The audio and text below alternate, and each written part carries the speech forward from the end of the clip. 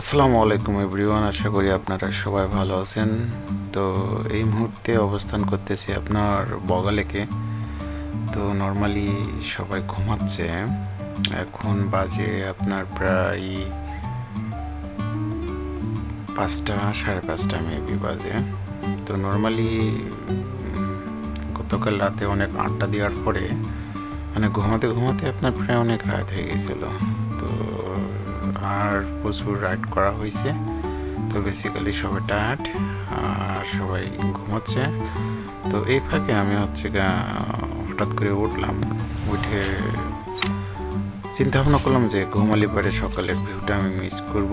তো তাড়াতাড়ি ঘুম থেকে উঠলাম আর এখন একটু যাব বগালেকের আশেপাশে ঘুরবো। আর এই যে আমাদের যে কটেজ থেকে আপনার বগালেকে দেখা যাচ্ছে। তো আমরা একটু নিচে নামি। এই যে আমাদের বাইকগুলো এখানে পার্কিং করা আছে, এখানে সবার বাইক পার্কিং করা। আর যে ভদ্রলোকটিকে দেখতে পাচ্ছেন, ইনি তাপস দাদা। উনি আমাদেরকে গাইড করে নিয়ে এসছে। আর আমরা মূলত আছি রবার্ট কটেজে আর কি। তো তাপস দাদার সম্পর্কে একটু বলি, উনি অনেক ভালো একটা মানুষ। আর কারণ একটা মানুষের সাথে চলাফেরা করলে পরে তার সম্পর্কে একটু জানা যায় আর কি। যেহেতু আমরা প্রায় 5-6 ঘন্টা ধরে একসাথে চলাফেরা করতেছি, তো পার্সোনালি ওনাকে আমার অনেক ভালো লাগছে। তো রাতের খাবার খাওয়ার পরে আমরা রাতে যে খাবারটা খাইছিলাম, এখানে আপনার পোলট্রি মুরগি ছিল। আর আপনার পরে দাদাকে বলছিলাম যে আমরা পোলট্রি মুরগি খাবো না, তো আমরা পাহাড়ি যে মোরগ আছে ওইগুলো খাবো। তারপরে দাদা বলে যে নাই, আপাতত শেষে গিয়েছে। তারপর অনেক অন্য একটা কায়দা করে তারপরে দাদাকে ম্যানেজ করা। তো তারপরে আমরা পাহাড়ি মুরগি দিয়ে রাতের খাবার খাইছিলাম। তো বেশ ভালোই ছিল। তো খাবার টাবার খেয়ে সবাই ঘুমাইছে আর আমি এই মুহূর্তে উঠছি, উঠে একটু সকালের ভিউটা একটু দেখবো এবং আপনাদেরকে দেখাবো। এই যে যেটা দেখতে পাচ্ছেন, এটা হচ্ছে আপনার বগালেক। এটা ভূপৃষ্ঠ থেকে প্রায়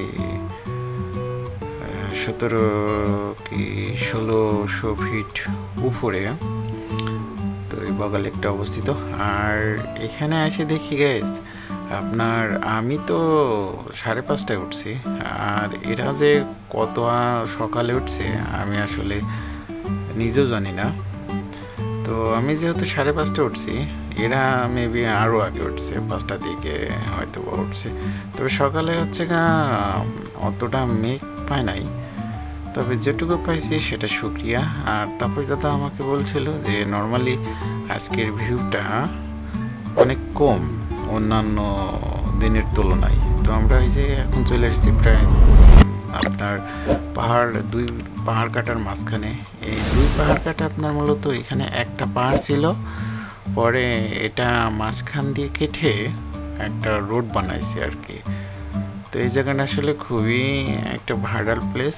আর এখান থেকে ওই যে আপনার ক্লাউড দেখা যাচ্ছে।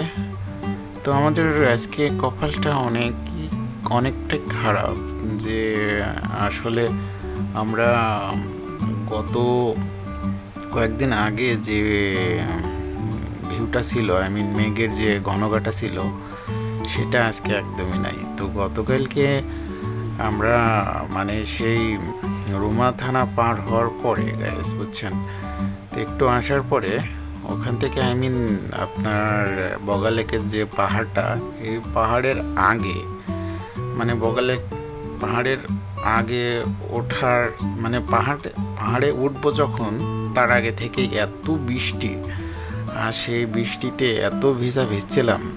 আমি জানি যে হয়তো বৃষ্টি অতটা পড়বে না, সো সেই কারণে শুধু রেইনকোটের গায়েরটা ছিল, কিন্তু পরনের প্যান্টটা ছিল না। তো বেসিক্যালি সব কিছু ভিজে গেছিলো। আর আমি যে ভয়েসটা এখন দিচ্ছি গাইস, এটা মূলত আপনার পরবর্তী রেকর্ড করে ভয়েসটা দিয়া।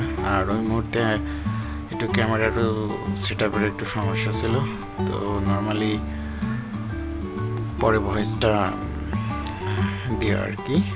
তো সব কিছু ভিজে যাওয়ার পরে আপনার ক্যামেরার মানে মাইক্রোফোনে অতটা ওইভাবে কাজ করে না। তবে সকালের যে দৃশ্যটা গ্যাস, এটা আসলে অনেক সুন্দর একটা পরিবেশ। আর মূলত মাঝে মাঝে এরকম পরিবেশে আসলেও বেশ ভালোই লাগে, কারণ এখানে আপনার খুবই শুনশান পরিবেশ, কোনো কোলাহল নাই, একদম মানে রিয়েলি শুনশান পরিবেশ। আর এই ভিউগুলো জাস্ট অসম্ভব সুন্দর গ্যাস। এখানে যদি আপনি না আসেন, এখানে যদি গ্যাস আপনি না আসেন, তাহলে পরে এখানকার যে ভিউটা বা এখানকার যে পরিবেশটা, সেটা আসলে আপনি কখনো এই ভিডিও দেখে বা ছবিতে দেখে কখনোই কল্পনা করতে পারবেন না। সো বেসিক্যালি এত সুন্দর একটা পরিবেশ দেখার জন্য হলেও এখানে আপনার আসতে হবে, এবং আসলে পরে আপনার বেশ ভালো লাগবে। আর এই যে দেখতে পাচ্ছেন এখানে যে আপনার মেঘ, এই যে সামনে যে মেঘটা, এটা কিন্তু খুবই কাছে। পরবর্তীতে তাপসা থেকে বললাম তুমি ক্যামেরাটা ধরো, আমি হচ্ছে গিয়ে দেখি, সামনে যাই দেখি যে কত দূর আমরা যাইতে পারি।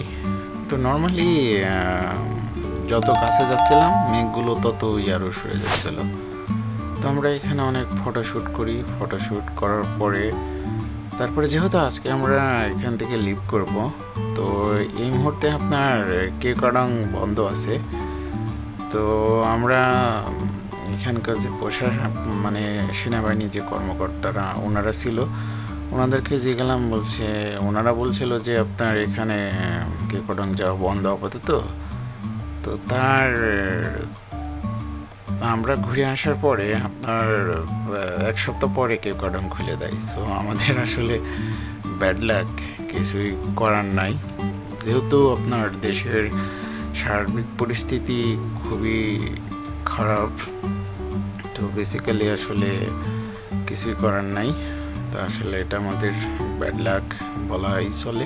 আমরা ওখান থেকে ঘুরে এসে তারপরে আপনার 2 কাঠা পাহাড় মাঝখান থেকে, তারপরে যেহেতু আজকে আমরা চলে যাব, তো বগালেকের দিকে আসলাম। আর দৃশ্যটা আসলে এত চমৎকার গেছে। এখানে আসলে যদি 2 রাতও থাকেন তাও ভাল লাগবে। যেহেতু আমরা একটা প্ল্যান নিয়ে এসেছি, যে নর্মালি আমরা এখানে 1 রাত থাকার একটা প্ল্যান নিয়ে এসেছিলাম, আর চাইলেও আমরা এখন থাকতে পারবো না। তো বেসিক্যালি এখন ট্যুরিস্ট মানে সিজন আর কি। তো এই সিজনে আসলে প্রত্যেকটা দিনই আপনার বুকিং হয়ে যায়। তো নর্মালি এখানে আসার যে নিয়মগুলি, সেটা আপনার ঢাকা থেকে আসবেন বেশ ভালো কথা, বান্দরবন সদর হয়ে রোমাতে আসলে পরে আপনাকে মাস্ট বি গাইড নিতে হবে। তো আমরা ছিলাম 12 জন একটা গাইডে। তো এখন মাস্ট বি এটা নিতেই হবে। আগে গাইডের এটা ছিল না, কিন্তু রিসেন্টলি গাইড নেওয়া লাগতেছে, কারণ দেশের পরিস্থিতি বর্তমান খুবই খারাপ। তো বেসিক্যালি সে কারণে এখন প্রশাসন একটা টিমকে দেখা যাচ্ছে আপনার 10-12 জন হলে পারে, একটা গাইড হলে এনাফ। তো এখানে আসলে আসলে পারে আপনার গাইড ছাড়া, মানে গাইড নিয়ে আসতে হবে, গাইড না হলে এখানে অ্যালাউ করবে না। তো এই জায়গাটা আসলে এত চমৎকার, আসলে এটা এক্সপ্লেন করা ছোট। আমরা এখান থেকে বেড়াই যাব কক্সবাজারের উদ্দেশ্যে। তো সবাই ভালো থাকবেন, সুস্থ থাকবেন। আর ভিডিওটা যদি ভালো লাগে অবশ্যই চ্যানেলটা সাবস্ক্রাইব করে পাশে থাকবেন। দেখা হচ্ছে নতুন কোনো ভিডিওতে বান্দরবন থেকে। আল্লাহ হাফেজ।